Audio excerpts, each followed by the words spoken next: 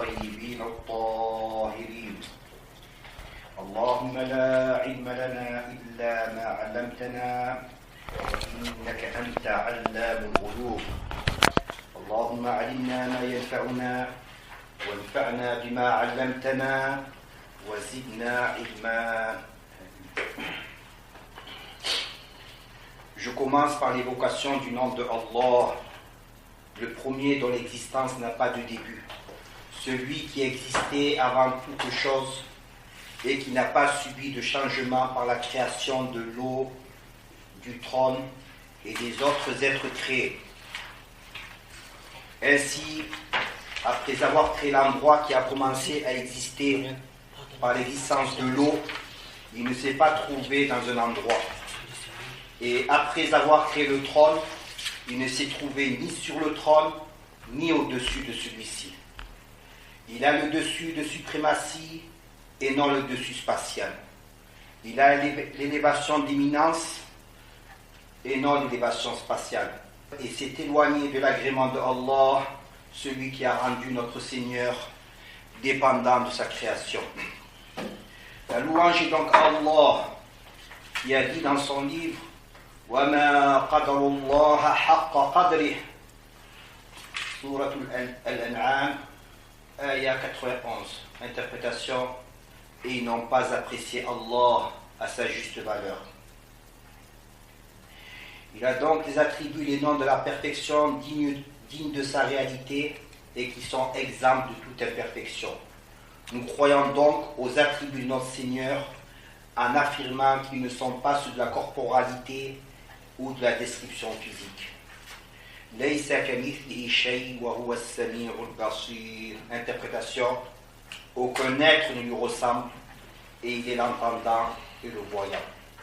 Et que Allah augmente le degré et les bénédictions de notre maître Muhammad sallallahu alayhi wa sallam, qui a dit: Al-anbiya'u ikhwatun li'allat ummahatum shatta wa dinhum wahid. Interprétation: les prophètes sont frères, leurs mères sont différentes et leur religion est la même. Rapporté par Al-Bukhari. Qualifiés par la véracité, la fiabilité, la sagacité et la transmission de la révélation, tous les prophètes ont enseigné à leur peuple l'unicité de Allah. Le messager de Allah, sallallahu alayhi wa sallam, a dit: Afdalu ma qultu ana wa nabiyyuna min qabli, la ilaha illallah. Interprétation: la meilleure parole que j'ai prononcée ainsi que les prophètes m'ont précédé, et il n'est de Dieu que Allah. Ceci étant dit, aujourd'hui nous allons voir le cinquième des attributs d'exemption, l'unicité. Donc l'auteur, qu'Allah Ta'ala lui fasse miséricorde, a dit, donc pour ceux qui sont nouveaux, je cite d'abord l'apport de l'auteur en arabe, ensuite l'interprétation, et puis je donne une courte explication. Donc l'auteur, qu'Allah Ta'ala lui fasse miséricorde, a dit: وَالْوَحْدَانِيَّةُ أي لا ثاني له في ذاته ولا في صفاته ولا في أفعاله.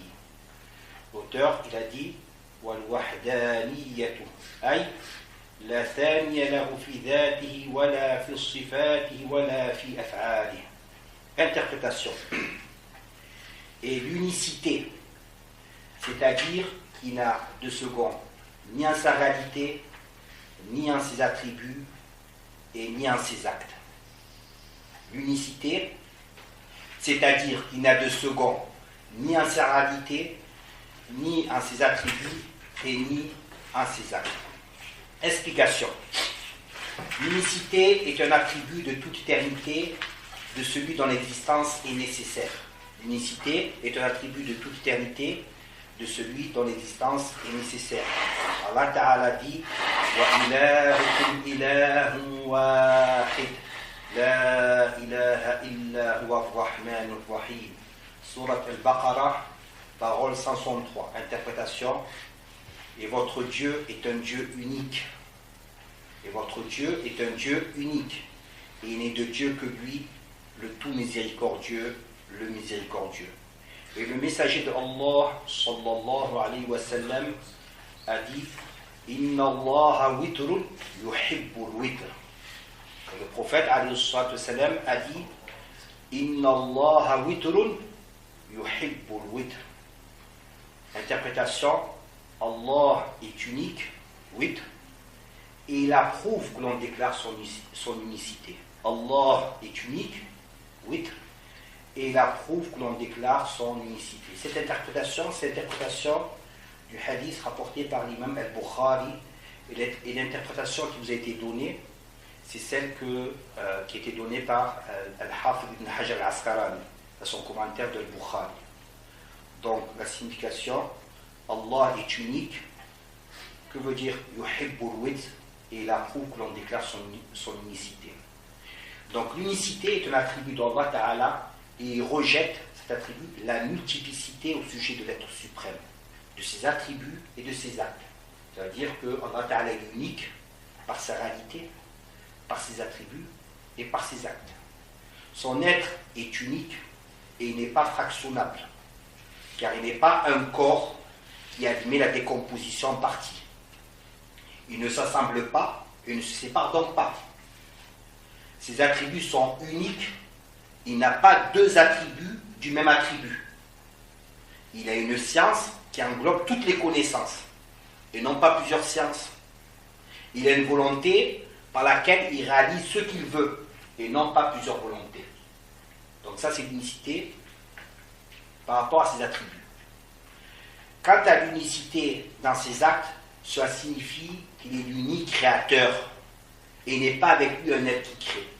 Ni en association, ni cet être, ni Allah Ta'ala ne crée en étant associé avec notre être, ni indépendamment de lui. Il n'y a pas un autre être qui crée.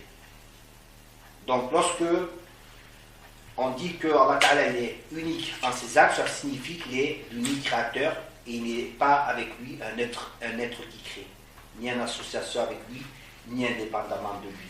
Allah Ta'ala dit Wallahu khalaqakum wa ma ta'maloun. Wallahu khalaqakum wa ma ta'maloun. Surat As-Saffat, parole 96. Interprétation et Allah vous a créé tout comme il a créé ce que vous accomplissez. Donc on comprend cette parole qu'Allah Ta'ala est le créateur de toutes choses, il crée nos actes. Nous ne créons pas nos actes. Que ce soit nos actes volontaires ou involontaires, nous ne les créons pas. On les acquiert, ces actes, mais on ne les crée pas. On les acquiert. On le verra, en arabe on appelle ça al-kasb, l'acquisition. L'homme ne crée pas ses actes, il les acquiert. Il choisit de les faire, il rendra des comptes si c'est un acte, bien entendu, volontaire. Donc, Allah Ta'ala, il est unique par sa réalité, par ses attributs et par ses actes. L'unicité aussi, c'est aussi le rejet d'une quelconque similitude aux ressemblances de Allah par sa réalité, par ses actes et ses attributs avec les êtres créés. Ça veut dire que quand on dit qu'il est unique aussi, ça veut dire que Allah Ta'ala ne ressemble pas aux êtres créés. Il est donc unique à sa réalité, c'est-à-dire que sa réalité ne ressemble pas à la réalité des êtres créés. Et il n'a donc ni second ni troisième. Il est aussi unique en ses actes, car ceux-ci ne ressemblent pas aux actes d'autres que lui. Les actes d'Allah Ta'ala ne ressemblent pas aux actes d'autres que lui. Ces actes ne sont pas par recherche d'un profit ou à partir de membres. Ils ne dépendent pas d'un être. Nous, on a des actes, mais ils sont faits. Pourquoi ils sont faits nos actes? Parce qu'on recherche un profit. On recherche quelque chose par nos actes, un profit. Ou bien on rejette une nuisance, on veut rejeter une nuisance qu'on a accompli ces actes. Nous, on fait des actes, on les fait à partir de membres. On les fait à partir de membres. Et nos actes que l'on fait, ils dépendent d'Allah Ta'ala. Allahu khalaqakum wa ma ta'maloun. Et Allah vous a créé tout comme il a créé ce que vous accomplissez. Allah Ta'ala, ces actes ne ressemblent pas aux actes des êtres créés. Ce n'est pas par recherche d'un profit, ce n'est pas à partir de membres, et il ne dépend pas, ces actes ne dépendent pas d'un être. De même, il est unique en ses attributs, c'est-à-dire que ces attributs ne ressemblent pas aux attributs des êtres créés, et cela même s'il y a parfois similitude dans le vocabulaire employé. Donc plusieurs fois on a vu, au cours d'explication de ce livre, qu'il arrivait qu'on employait des termes aussi bien pour Allah Ta'ala que pour les êtres créés.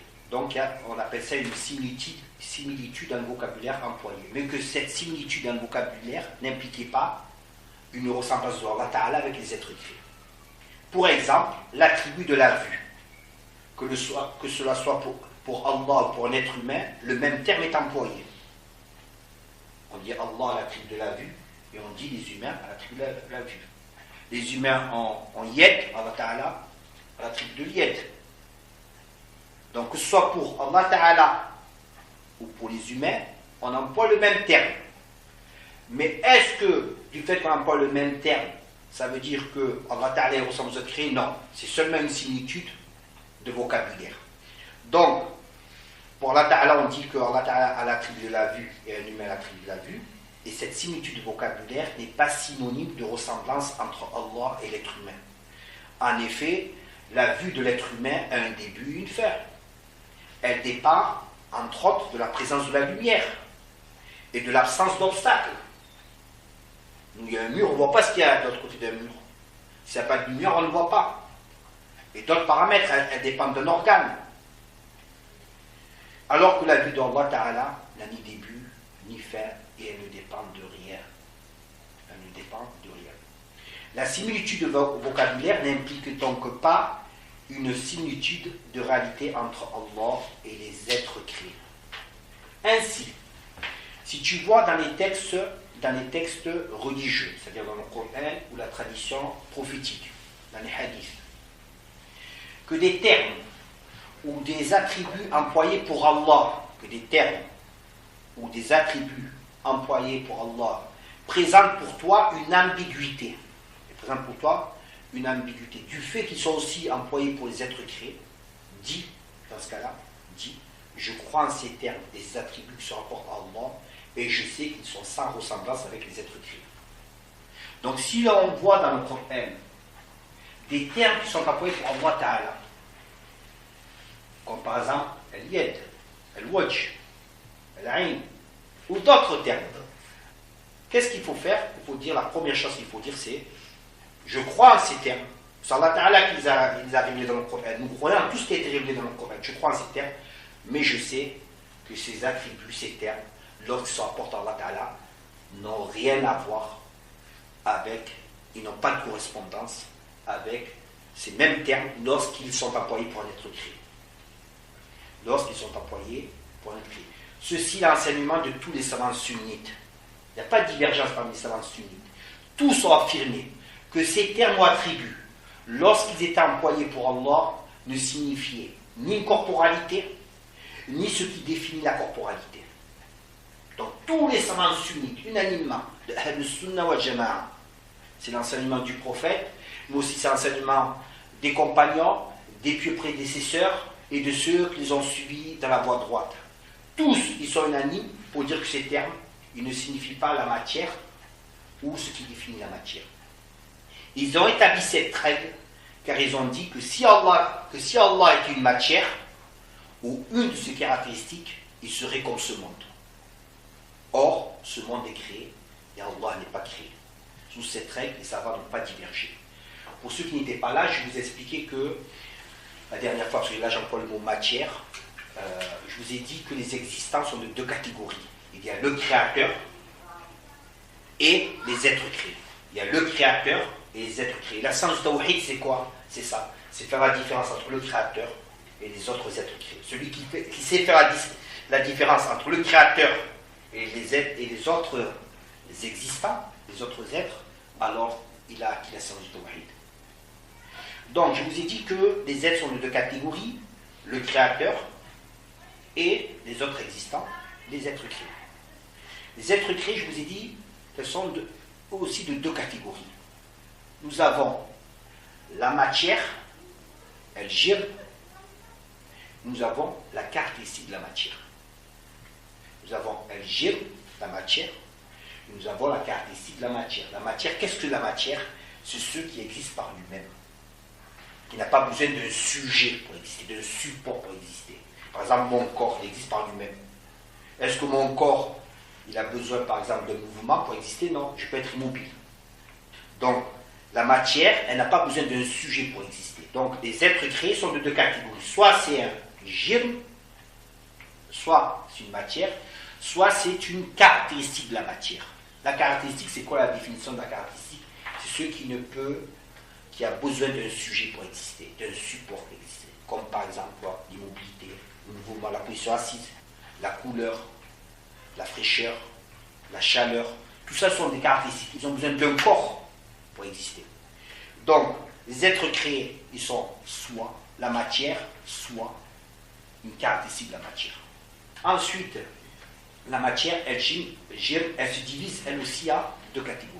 Nous avons les corps, el-jism, et la particule élémentaire, el-jawhar al-fard. C'est quoi la différence entre les deux? Les deux font partie de la matière. C'est que le corps, on l'a appelé corps, il occupe un espace comme la particule élémentaire, mais il admet la division. On peut le diviser en parties. C'est pour ça que les ulama l'appellent corps. Alors que la particule élémentaire, on ne peut plus la diviser. Donc chaque corps, si on parle de corps, c'est composé de particules élémentaires. Au minimum, 2 particules élémentaires.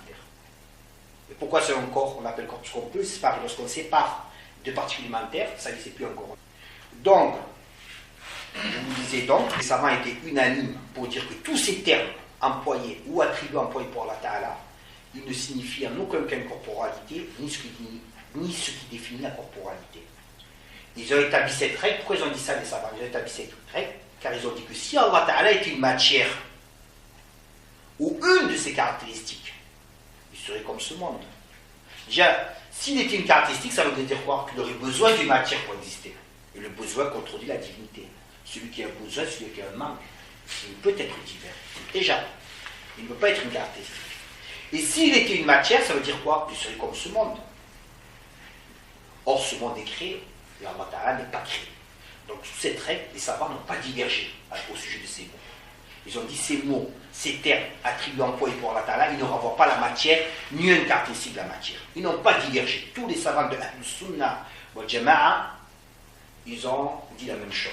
En revanche, la divergence s'est portée sur la question s'il était nécessaire ou non de donner une interprétation détaillée. Est-ce qu'on donne une interprétation détaillée de ces termes? Oui ou non? À la base, ils ont donné une interprétation. À partir du moment où ils ont dit ces termes employés pour Allah Ta'ala, ils ne ressemblent pas, ces attributs employés pour Allah Ta'ala, ils ne ressemblent pas aux attributs des êtres créés, ni la matière, ni la matière, ils ont donné une interprétation. Ils ont déjà donné une interprétation. Mais est-ce qu'ils l'ont détaillé? Non.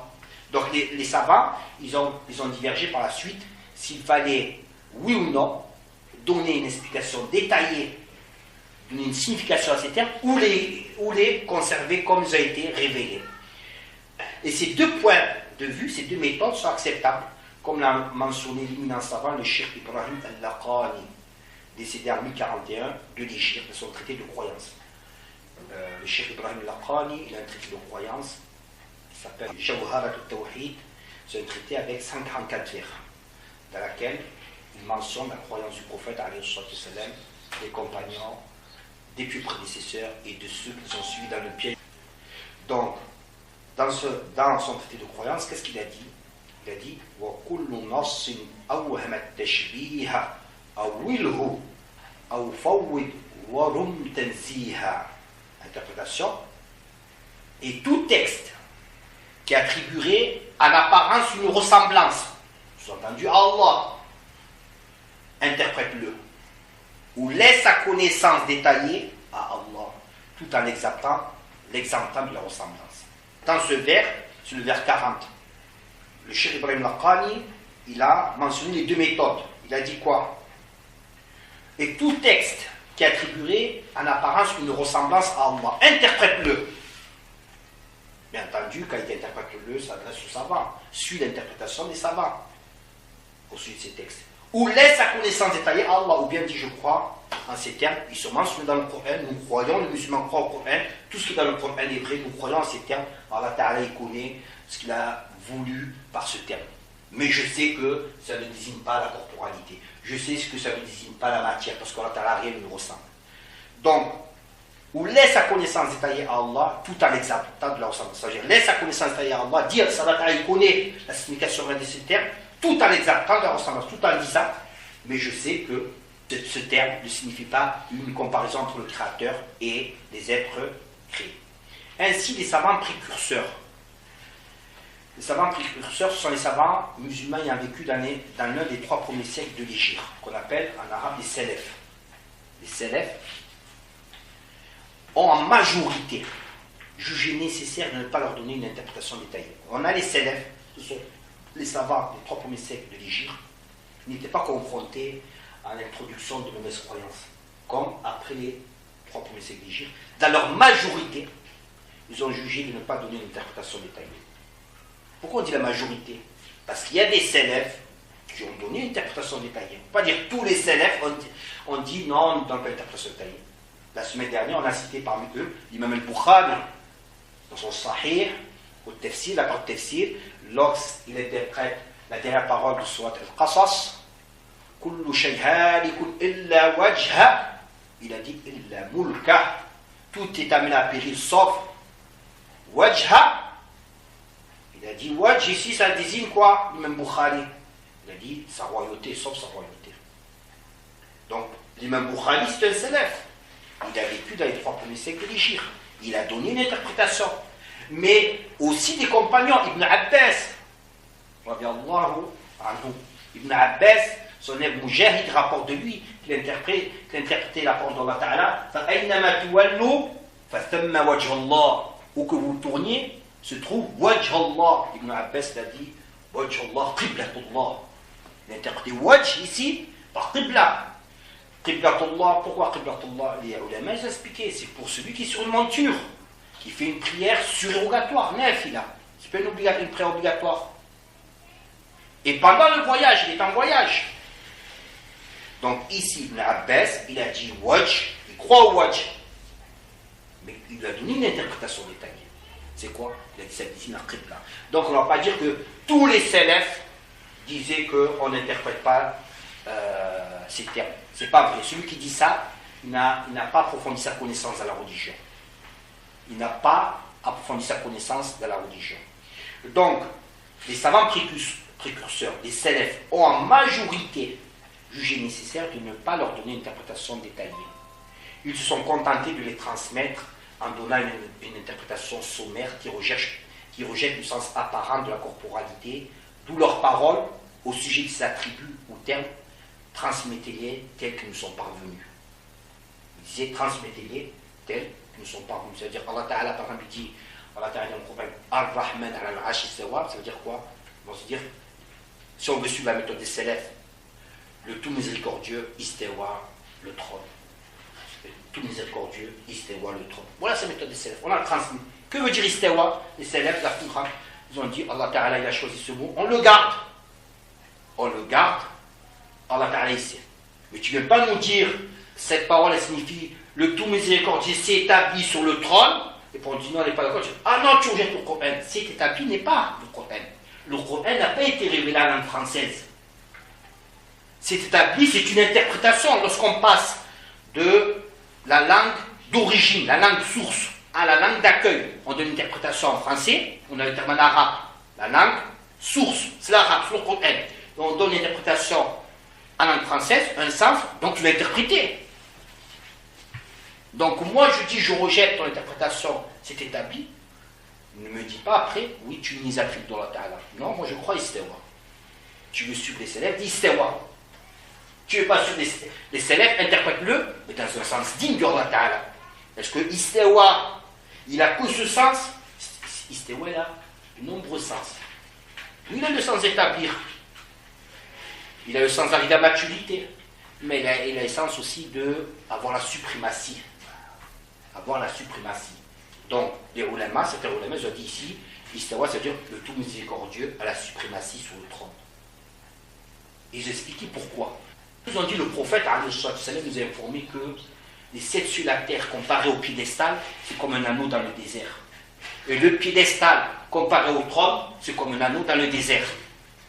Et donc, si Allah Ta'ala nous informe qu'il a la suprématie sur le trône, ça veut dire que tout ce qui est moindre que le trône, Allah Ta'ala a la suprématie sur lui. C'est pour ça.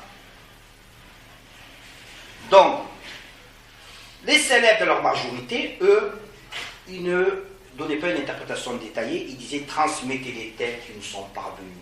Ou il précisait sans comment, istawa sans comment, wajh sans comment. Ou pas comme nous, disait. Lillahi, par exemple, Lillahi yad lak aydina. Allah Ta'ala a yad, mais pas comme nous-mêmes. Mais pas comme nous-mêmes. Ou il disait dans un sens digne de la divinité d'Allah Ta'ala. Ce qui est digne ou ce qui est similaire.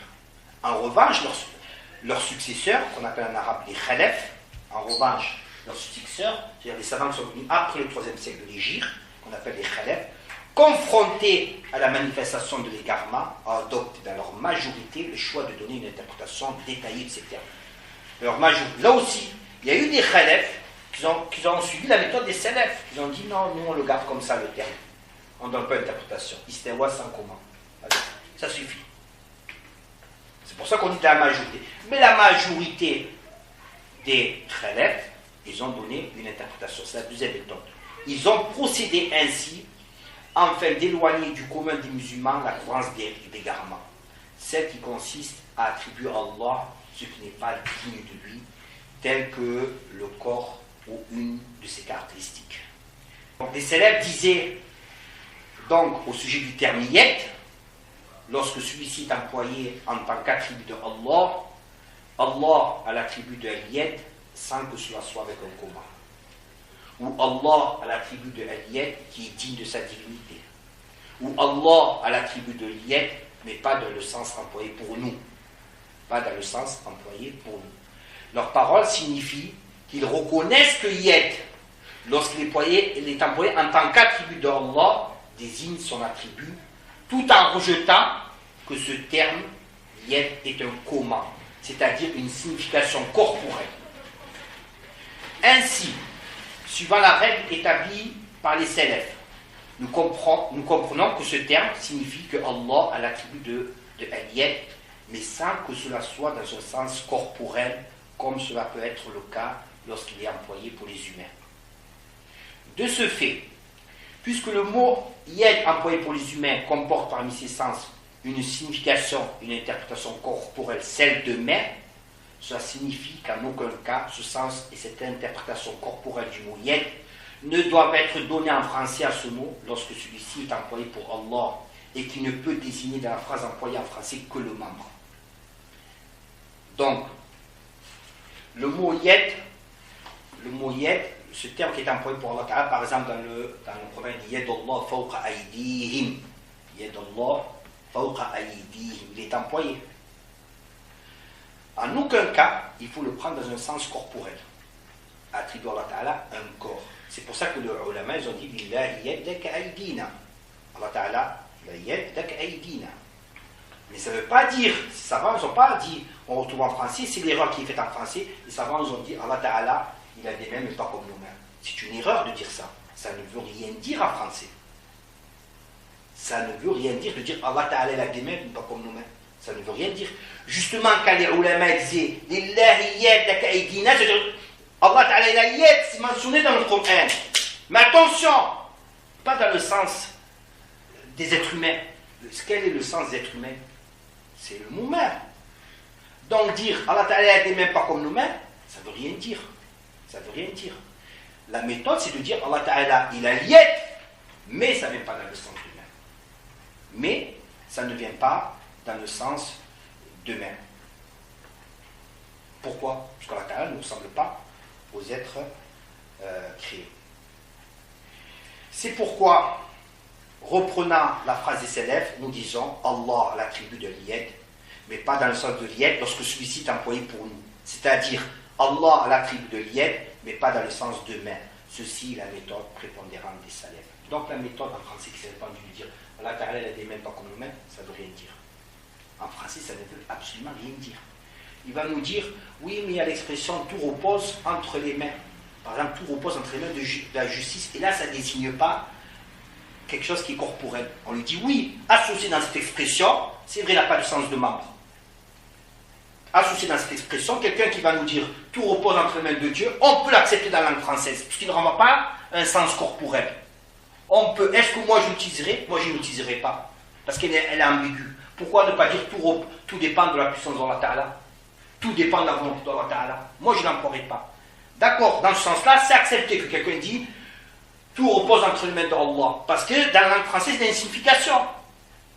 Mais de dire Allah, il a des mains, pas comme nos mains. Allah Ta'ala, il a des mains, pas comme nos mains. Ça ne veut rien dire.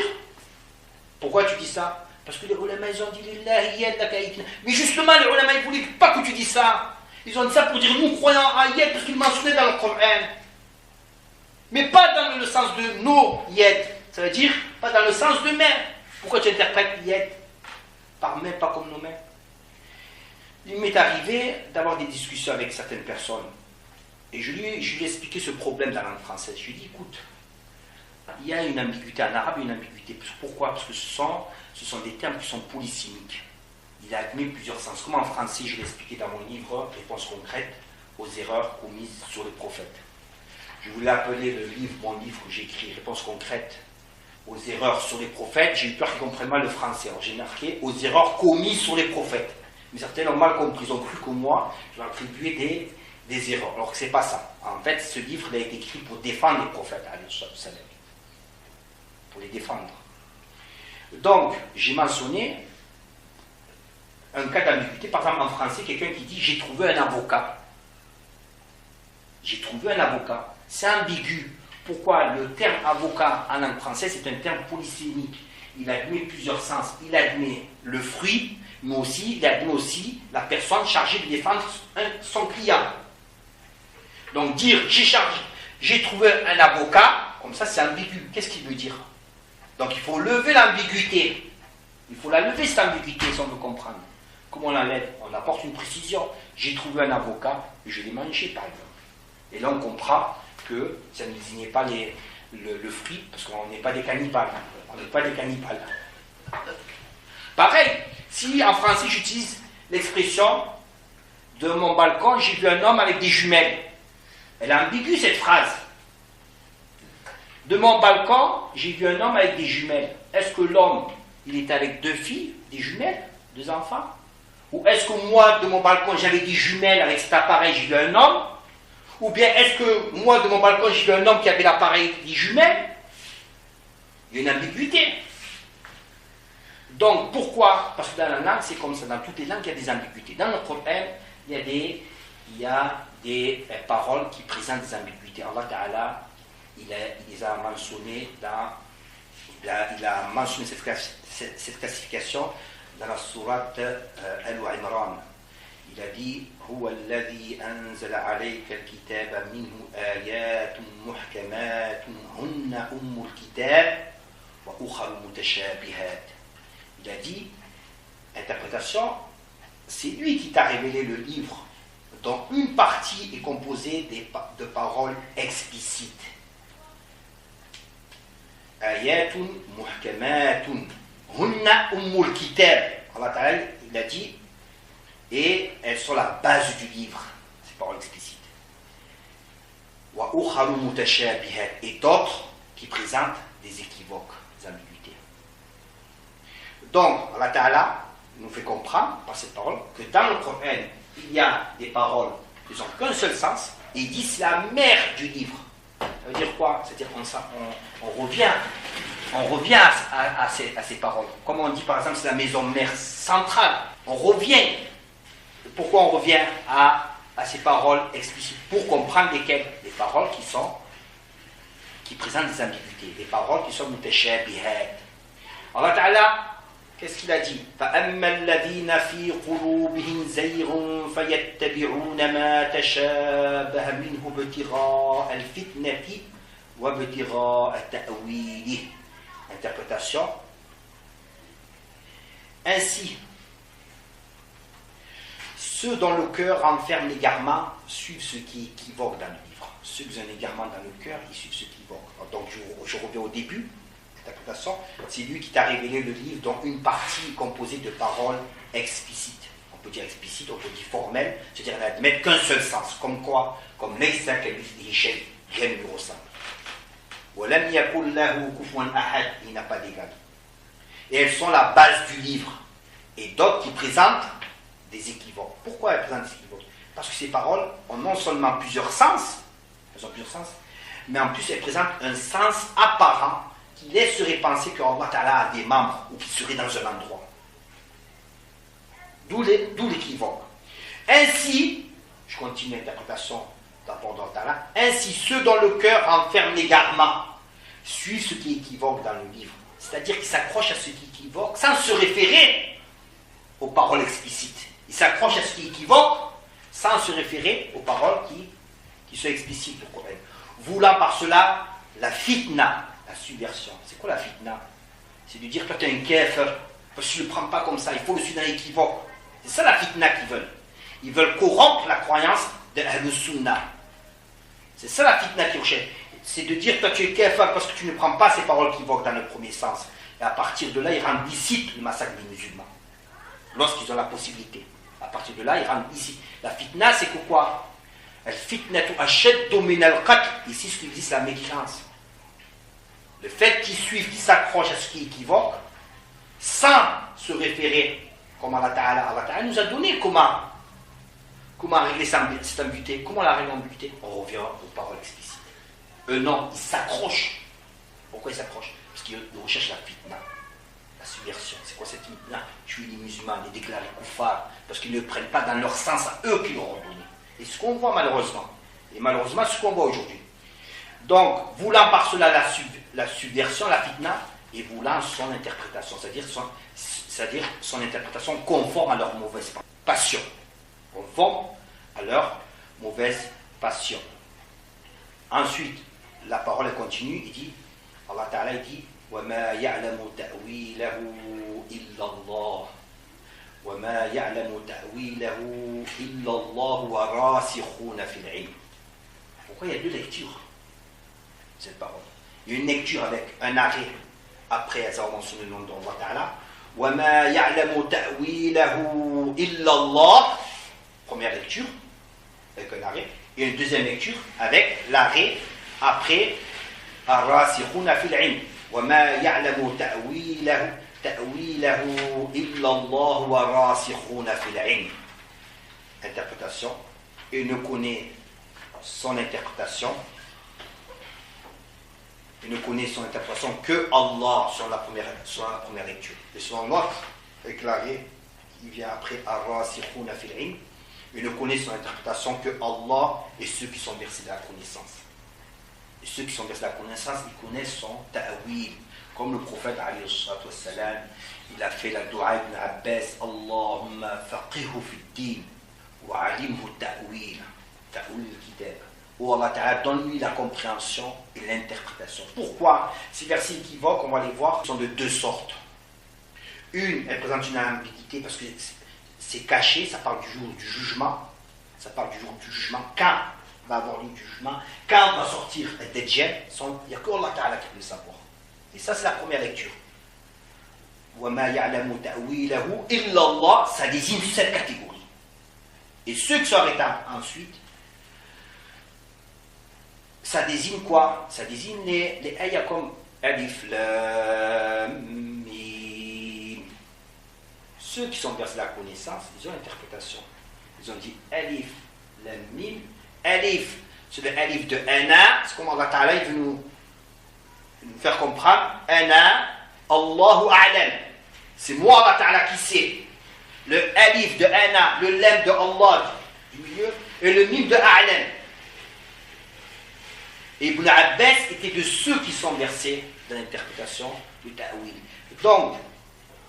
Donc le problème, il est là. C'est que ces personnes-là, ils suivent ce qui équivoque, et ils prétendent suivre les salafs alors qu'ils donnent une interprétation en français. Ils ne suivent pas les salafs. S'ils avaient dit Allah Ta'ala est ayat, il faut croire qu'il est ayat, il faut suivre qu'il est ayat. D'accord, très bien. On est d'accord avec eux. Mais à partir du moment où ils donnent une interprétation en français, ce n'est plus les salafs. Ce n'est plus les salafs. Ce n'est plus la méthode majoritaire des salafs. On a vu qu'il y a certains salafs qui ont donné des interprétations. Donc, à cela, il est à savoir que lorsqu'une interprétation de ces termes est donnée en langue française ou dans une autre langue, alors ce n'est plus la méthode prépondérante des salafs qui est suivie. mais c'est la méthode prépondérante des khalefs, qu'on le veuille ou non. Donc à partir du moment où une interprétation est donnée en français de ces termes, eh bien, ce n'est plus la méthode prépondérante des salafs. Vous avez donné une interprétation en français. Quand la personne choisit de dire pour istawa, et quel mauvais choix de dire le tout miséricordieux s'est établi sur le trône, quel mauvais choix de choisir. Il ne peut pas prétendre qu'il suit la méthode prépondérante des salafs. S'il avait suivi la méthode prépondérante des salafs, il aurait dit le tout miséricordieux istawa sur le trône. C'est tout, istawa, c'est ça la méthode prépondérante des salafs. Il n'y a pas autre chose. Mais à partir du moment où il a donné une interprétation en français, il a suivi ce qu'il lui condamnait, parce qu'il prétend que nous, on rejette les attributs d'Allah parce qu'on les interprète. Finalement, il suit ce qu'il condamne, mais il le suit mal. Au lieu de donner une interprétation digne d'Allah Ta'ala, il a donné une interprétation qui est digne d'Allah Ta'ala. Alors, istawa, il a beaucoup de sens dans la langue arabe. Je vous ai dit qu'il a, parmi les sens, arrivé à la maturité, il a le sens de s'établir, c'est dans un endroit, mais il a le sens aussi d'avoir la suprématie. Avoir la suprématie. Et comme on le sait, Ibn Abbas, il a dit, si quelque chose vous échappe au Coran, cherchez-le dans la poésie de la langue arabe. Cherchez-le. C'est le domaine des Arabes. Et dans la langue arabe, on trouve, parmi les vers qu'on trouve, il y a d'autres vers.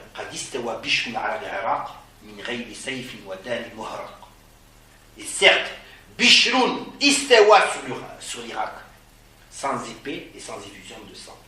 Donc qu'est-ce que ça veut dire Bishrun istawa sur l'Irak? Est-ce que ça veut dire c'est assis? Mais Bishrun, comment c'est un géant? Bishrun, il existait. C'était un homme, il a établi sa domination. Vous dire établir sa domination, c'est correct s'il dit le tout miséricordieux a établi sa domination sur le trône. Bien que je n'ai même pas employé le mot domination, mais c'est correct. Pourquoi je n'ai pas employé? Parce que mon expérience, quand j'ai discuté avec certains groupes, il dit ouais, mais vous dites dominer, ça veut dire que donc il y a une résistance à Allah Ta'ala. Alors qu'Allah Ta'ala parmi sinon, il a un qahar. Si tu dis ça veut dire qahara, il dit ouais, mais ça veut dire qu'il y a une résistance. Le trône n'a résisté à Allah Ta'ala. Donc, il fallait s'adapter. Donc, nous on va interpréter le plus miséricordieux à la suprématie sur le trône. Donc, Bishrun istawa al-Irak, c'est-à-dire Bishrun a eu la suprématie sur l'Irak sans coup d'épée et sans effusion de sang. Donc, bien dans ce sens. Donc, pour revenir, lorsque ces personnes elles donnent une interprétation en français de ces termes arabes, elles suivent la méthode prépondérante des khalefs. On ne dit pas elles suivent des salafs dans la méthode prépondérante. Parce qu'à partir du moment où elles donnent un sens en français, c'est la méthode prépondérante des khalefs. Même s'ils se réclament des salafs dans leur méthode, ce n'est pas vrai. Même s'ils se réclament de la méthode des salafs qui est suivie par la plus grande majorité des salafs. Parce qu'on a dit qu'il y a des salafs qui ont donné des sens. Il en est ainsi. Car lorsque ces termes se rapportant à Allah ne sont pas gardés sur leur forme arabe, mais interprétés par un mot en français, alors ce mot en français est bel et bien l'interprétation détaillée du terme arabe. Et donc il ne s'agit plus de la méthode de la majorité des salafs, mais de celle de la majorité des khalefs. La méthode de la majorité des salafs, c'est de dire quoi? Se dire, le terme on le garde comme il a. Il a dans le Coran, on ne donne pas une interprétation détaillée. On dit que ça, on croit en ces termes dignes de Allah, sans ressemblance. La majorité des salafs. Par conséquent, si nous voulions réellement en français suivre la méthode des salafs, il faudra avoir recours uniquement à la translittération du terme arabe en écrit. Et en écrit voudrait, si par exemple on dit Ar-Rahman al-Arsh istawa, le tout miséricordieux, istawa, en écrit en translittération. I-S-T-A-W, ou la translittération qui veut, mais on l'écrit en translittération sur le trône. Donc, si on voudrait suivre réellement la méthode des salafs, la méthode prépondérante des salafs, il faudra avoir recours uniquement à la translittération du terme arabe. Et dire, par exemple, le terme en arabe yed, employé pour Allah, yed, mais pas dans le sens de main. Ça, c'est d'accord. Là, tu suis la méthode prépondérante des salafs. Quand tu dis yed, pas dans le sens des mains, c'est vrai. Ceci, la méthode prépondérante des salafs, exprimée dans une autre langue que l'arabe. En revanche, Si nous voulons suivre la méthode prépondérante des Khalaf, qui ont choisi de donner une interprétation détaillée de ces termes, afin qu'ils ne soient pas pris dans un sens corporel lorsqu'ils sont employés pour Allah, nous devons de ne pas les interpréter littéralement. Nous devons de ne pas les interpréter littéralement. En effet, leur donner dès le départ une interprétation littérale, tout en expliquant qu'il ne faut pas les interpréter littéralement, est un paradoxe qui ajoute de l'ambiguïté à l'ambiguïté. J'ai été par une discussion avec des personnes, je leur ai dit, mais pourquoi vous agissez comme ça en français, vous choisissez le mauvais terme. Je dis, je vais vous donner un exemple. Si quelqu'un, il voit marqué hot dog, il dit, oui, ça veut dire chien chaud, mais attention, ça ne veut pas dire chien chaud. Mais pourquoi tu as choisi chien chaud? Il voit en anglais le mot hot dog. Je vous explique la méthode de ces personnes. Même chez les sunnites, on trouve ça malheureusement. Parce qu'ils n'ont pas compris la parole des ulama qui disait Lillahi yadaka aydina, ça veut dire Allah Ta'ala la yad dans le Coran, mais pas dans le sens, comme nous savons, pas dans le sens de main. Et pas dire main, pas comme main, ça ne veut rien dire en français. C'est comme quelqu'un, je vous ai dit, j'ai eu une discussion avec lui, je lui dis, tu vois marqué hot dog, et qu'est-ce que tu dis?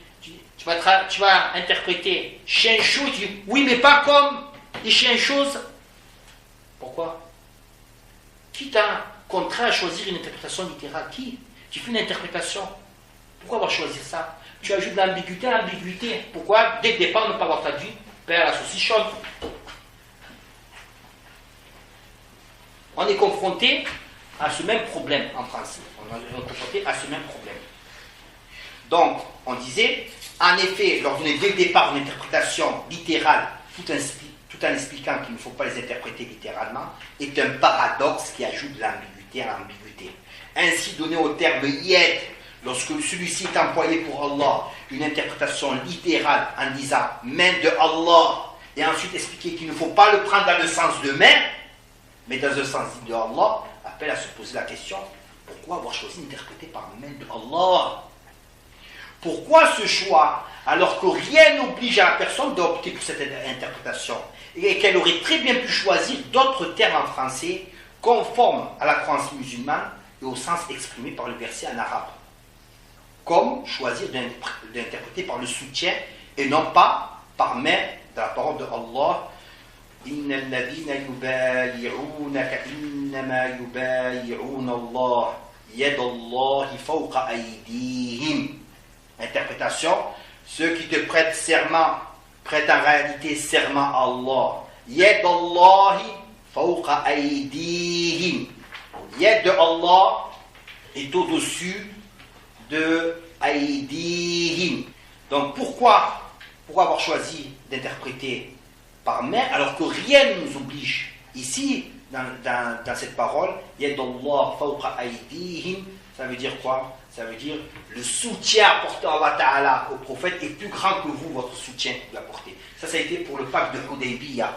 Lorsque les musulmans ont prêté serment d'allégeance au prophète pour lui dire on te soutient. Allah Ta'ala dit à ce sujet, Yadallahu fawqa aydihim. Le soutien d'Allah Ta'ala est supérieur au soutien qu'eux ils peuvent apporter au prophète. Sallallahu alayhi wa sallam. Donc, on a dit pourquoi avoir choisi main en français? Pourquoi? Alors que rien ne nous oblige à l'interpréter par ce mot. C'est une interprétation. En effet, lorsqu'il s'agit des termes du texte coranique révélés en langue arabe et que nous citons ces textes, nous sommes tenus d'employer ces mêmes termes. Et nous n'avons pas d'autre choix que de les employer. Si c'est le Coran, quelqu'un ne va pas dire oui, Ar-Rahman al-Istawa, Ar-Rahman al-Istawa, il va dire Istawa c'est un terme ambigu, alors on l'enlève, on remplace. Le Coran, ce qui fait ça, c'est un kafir. Ceux qui rejettent une lettre du Coran, reconnue à l'unanimité, en sachant que ça fait partie du Coran, c'est un kafir. Ceux qui disent non, je ne reconnais pas Istawa, on le change. C'est un kafir. Là, on est obligé de l'employer, l'employer. Nous sommes musulmans, on est obligé de dire Ar-Rahman al-Arsh istawa sur le Coran. Il en est ainsi car ils nous sont imposés par la loi du fait qu'il s'agit de la parole de Allah. Et nous n'allons pas, sous prétexte que ces termes présentent une ambiguïté, les supprimer du Coran ou les remplacer par d'autres mots arabes, car cela serait une falsification. Nous croyons à tout ce que notre Seigneur a révélé à notre prophète sallallahu alayhi wa sallam. En revanche, lorsqu'il s'agit d'une interprétation dans une autre langue, le choix des mots pour les interpréter dans la langue d'accueil ne nous est pas imposé. Le Coran, c'est le Coran. Allah Ta'ala, il a fait révéler le Coran en ces termes. On utilise les termes du Coran. Mais lorsqu'on fait une interprétation, le choix des mots pour les interpréter ne nous est pas imposé. Nous pouvons, dès le départ, ôter l'ambiguïté en donnant en français une interprétation recevable du sens de ce mot. Et nous pouvons agir de même pour l'interprétation des hadiths en français. Par exemple, le hadith dit du nuzul, Yanzilu Rabbuna. Pourquoi en donner en français une interprétation corporelle, notre Seigneur descend, qui ne supprime en rien l'ambiguïté, et ensuite préciser, oui, mais il ne s'agit pas de la descente de Allah, mais la descente d'une miséricorde. Et il ne faut pas le prendre dans son premier sens. Donc pourquoi avoir agi comme ça? Pourquoi ne pas l'interpréter dès le départ par Allah fait descendre un ange, par exemple, ou ce qui est similaire et ne présente pas aucune ambiguïté? C'est pourquoi il convient dès à présent de revoir la méthode d'interprétation en français des textes afin de lever toute ambiguïté pour le lecteur. Donc, lorsque il s'agit du texte du Coran, bien entendu, nous n'avons pas changé les termes du Coran. Allah dit Yadullah fawqa aydihim, on dit Yadullah fawqa aydihim, on récite le Coran. Ar-Rahman ala al-Arsh istawa, on le garde. Mais lorsqu'on donne une interprétation, rien ne nous oblige à faire une interprétation littérale. On peut, dans l'interprétation, lever cette ambiguïté en donnant un sens digne. Comment on le sait digne? Les ulama, ils ont expliqué dans le tafsir. Ar-Rahman al-Arsh istawa, ça veut dire telle chose. Donc, dès le départ, on va donner une interprétation qui est digne d'Allah Ta'ala en français, parce que rien ne nous contraint à faire une interprétation littérale. Pour finir, la règle générale est que tout terme employé pour Allah dans le Coran ou la tradition prophétique ne doit jamais être pris et interprété dans un sens physique, c'est-à-dire propre à la matière ou à une de ses caractéristiques. Ne disons donc pas en français la venue de Allah n'est pas comme notre venue. Ne dites pas ça, il y a des gens qui veulent interpréter وَجَاءَ رَبُّكَ وَالْمَلَكُ صَفًّا صَفًّا. Je suis la méthode prépondérante des salafs. Et ton Seigneur Ja'a, les anges sont alignés rang par rang. Ça, c'est la méthode prépondérante. Et on croit aux magies d'Allah Ta'ala. Donc, ne disons pas en français la venue d'Allah Ta'ala n'est pas comme venue. Il a voulu interpréter Ja'a, il a interprété par la venue d'Allah Ta'ala. Alors qu'Allah Ta'ala, comment dire qu'au jour du jugement, Allah Ta'ala il viendra? Si celui qui dit qu'Allah Ta'ala il vient au jour du jugement, donc Allah Ta'ala il est quoi? Il est dans le lieu du jugement. Le lieu du jugement, il détient Allah Ta'ala. Il est détenu dans un lieu. Allah Ta'ala il dit Maliki Yawmiddin. Celui qui possède le jour du jugement. C'est lui qui le possède. Et ce n'est pas le jour du jugement qui possède Allah Ta'ala. Donc comment tu interprètes وَجَاءَ رَبُّكَ وَالْمَلَكُ صَفًّا صَفًّا. Tu dis, et ton Seigneur est venu. C'est pour ça que l'imam Ahmed, qui fait partie des salafs, en interprétant cette parole, a dit, et c'est la manifestation de sa puissance qui est venue. La manifestation de sa puissance s'est manifestée alors que les anges étaient remparts. Donc, si nous voulons suivre la méthode des salafs en français, on dit El-Maji, lorsqu'il est employé pour Allah, ne signifie pas la venue. C'est ça la méthode prépondérante des salafs. Ne disons donc pas Allah a un visage, mais pas comme notre visage. Ça ne veut rien dire. Allah Ta'ala a un visage, pas comme notre visage. Allah Ta'ala a une face, mais pas comme une face. Ça ne veut rien dire en français. Ça ne veut absolument rien dire. Mais disons, si nous voulons suivre la méthode des salafs en français, El-Wajh, lorsqu'il est employé pour Allah, ne signifie pas le visage. Voilà la méthode des salafs. La méthode qui est suivie par prépondérante des salafs. Donc celui qui veut garder la méthode des salafs prépondérante, qui dit on ne cherche pas à interpréter, il n'y a pas de problème. Et celui qui veut suivre la méthode des khalaf, qui dit nous aussi nous croyons en ces termes sur le Coran, et nous donnons une interprétation détaillée de ce terme. Pourquoi? Parce que les gens ils veulent comprendre. Qu'est-ce que ça veut dire? Ils veulent comprendre. Il peut le suivre, à condition de choisir des termes appropriés, dignes d'Allah Ta'ala. On est en français, on regarde la langue française. Est-ce que c'est conforme à la croyance musulmane ou pas? Et chaque parole de Coran, il s'interprète à son contexte, comme on a dit que Wajh ici, il s'additionne le Qibla, les ulama ont dit parmi eux Ibn Abbas, tu as d'autres versets Wajh, ça veut dire mulk. Des fois ça veut dire l'être même d'Allah Ta'ala. وَيَبْقَى وَجْهُ رَبِّكَ Ça veut dire et demeurera l'être de ton Seigneur. Wajh ici that. Donc, c'est cas par cas. Celui qui veut suivre la méthode prépondérante des salafs en disant moi je garde le terme tel qu'il est en français, je ne donne pas l'interprétation, je dis garde yed, la dit yed, mais pas dans un sens des êtres créés. C'est acceptable. Et celui qui veut suivre la méthode des khalaf, et eux ils ont donné une interprétation détaillée, il suit cette méthode en donnant une interprétation en français qui est conforme au sens, au texte, et c'est pas lui, c'est les ulémas, qu'est-ce qu'ils ont dit, il va regarder ce que les ulémas ils ont dit. Les deux s'acceptent.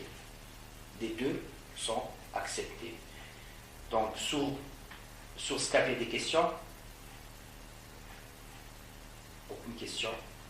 Donc, barakallahu fikum, Inch'Allah ta'ala, on vous retrouve dans